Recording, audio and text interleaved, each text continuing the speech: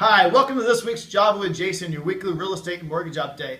Guys, we just had an appraiser forum here about a week ago, and I wanted to share with you the top items that really came up that stood out to me, my big ahas, if you will. This market is one like we've never seen here in the Woodlands, in the Houston area.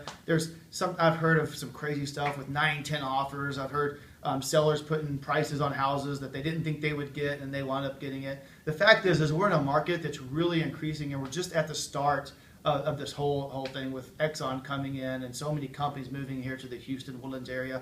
And here's what the 4 things that really stood out to me in this appraisal process and what the appraisers wanted to relay to our referral partners and to our buyers and sellers.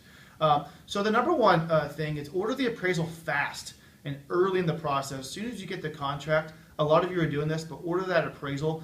It's only going to get busier in the summertime, and these appraisals are already taking 9 to 10 days. So if you wait till after the option period, if your lender drops the ball and waits till halfway through the option period, it could cause an issue later on in the process.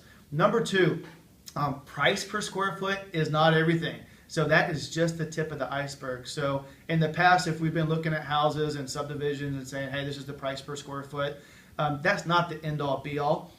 So just keep that in mind that, of course, a house with a really, really big lot in an area that the land's very valuable, that's going to have a different price per square foot than a lot that's smaller. So that's just one example.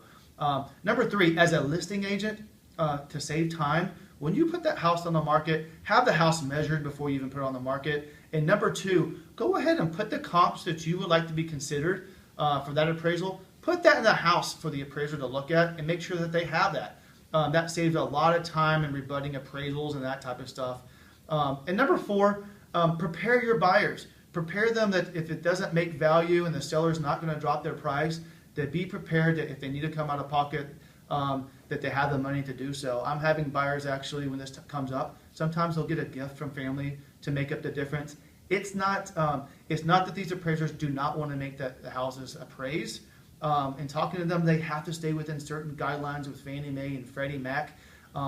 So sometimes they just can't make it work. And it's not to say the house is not worth it, because you have 9 or 10 people looking at it and wanting to make the offer on that house and pay them that price. It's just sometimes they don't have the comps to show it. So keep those things in mind.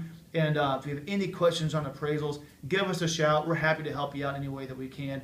All of our appraisers are on a panel, and they know the area, and they're more than willing to help you out. Talk to you soon, and have a great week.